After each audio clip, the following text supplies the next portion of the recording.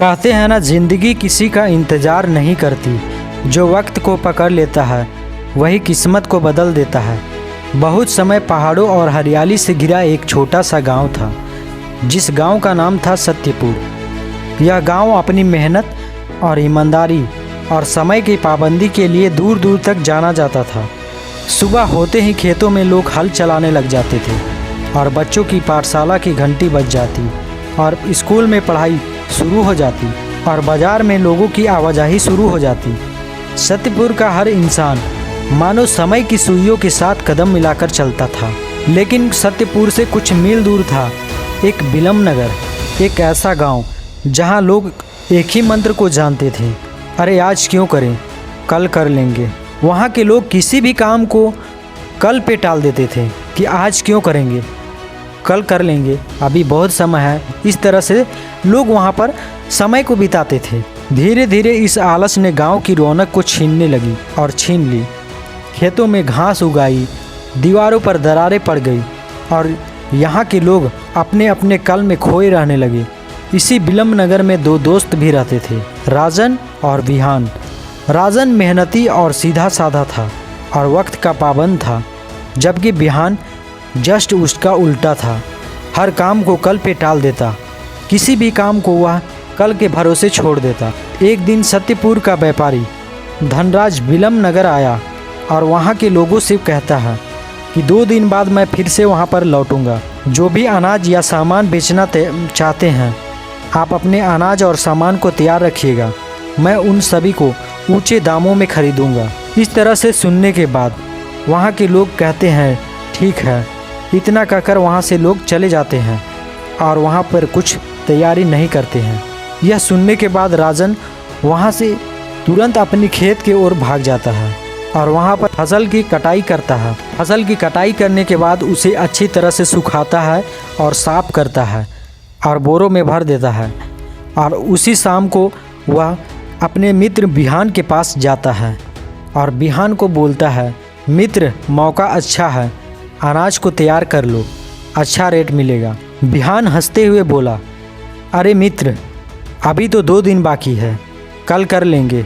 राजन ने कहा, समय इंतज़ार नहीं करता मित्र। पर बिहान को इस बात की समझ नहीं आई, वह फिर भी कल के भरोसे बैठा रहा।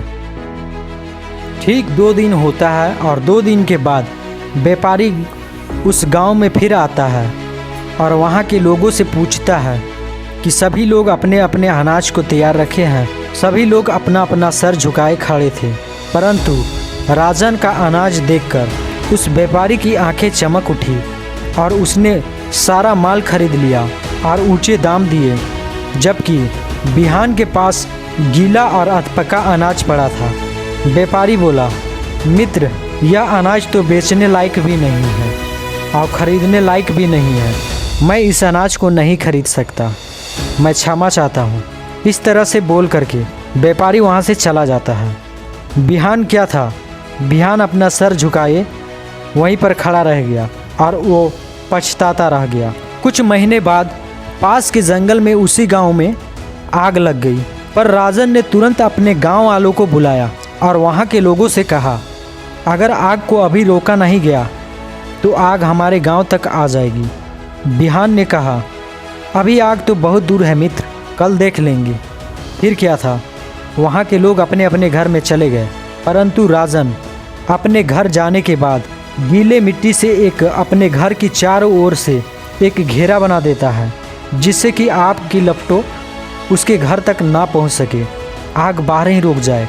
इस तरह से व्यवस्था बनाता है और धीरे धीरे रात बीतते गया और रात होने के बाद आग गांव के किनारे पहुंच गया और राजन का घर बच गया, क्योंकि उसने पहले ही गीली मिट्टी डालकर अपने चारों ओर घर को घेरा बना दिया था, इसलिए उसका घर बच गया। लेकिन बिहान का घर राख हो गया, क्योंकि उसने कुछ तैयारी ही नहीं किया था। फिर क्या था, वह पछताता रह गया। फिर कुछ समय बाद, कुछ महीनों बाद वहाँ पर बिलम नगर में एक राजा आता है और राजा आने के बाद वो राजा सभी लोगों को ऐलान करता है कि जो सबसे सुंदर और उपयोगी वस्तु बनाएगा उसे इनाम और सम्मान मिलेगा। इतना सुनने के बाद राजन अपने बांस की एक सुंदर सी टोकरी तैयार करने के लिए चला गया और उसने बिहान से कहा, मित्र तुम भी अपनी टोकरी एक बना लो या कोई और वस्तु बना लो। तो बिहान ने फिर कहा, अभी तो बहुत दिन बाकी है, जब उत्सव का समय आएगा तब देख लेंगे। राजन वहाँ से फिर से चला गया और उत्सव का दिन आया। उत्सव के दिन आने के बाद जहाँ पर उत्सव लगा होता है, राजा के पास राजन और बिहान दोनों राजा के पास पहुँचते हैं। राजन के हाथ में एक बांस की टोकरी थी।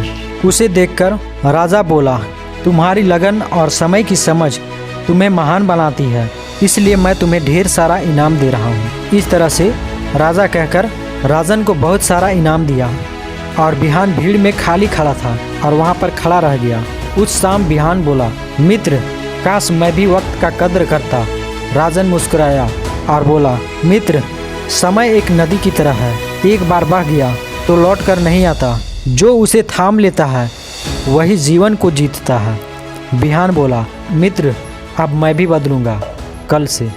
राजन ने हंसकर कहा, मित्र कल कभी आता ही नहीं है। दोस्तों, अगर यह कहानी आपके दिल को छू गई हो तो इसे अपने उन दोस्तों के साथ शेयर जरूर कीजिएगा जो हर काम के लिए कल का इंतज़ार करते हैं। और ऐसे ही दिल छू लेने वाली कहानियाँ के लिए हमारे इस चैनल को सब्सक्राइब करना ना भूलिएगा। मिलते हैं अगले वीडियो में, तब तक याद रखिएगा समय ही सबसे बड़ा धन है। कहानी सुनने के लिए धन्यवाद।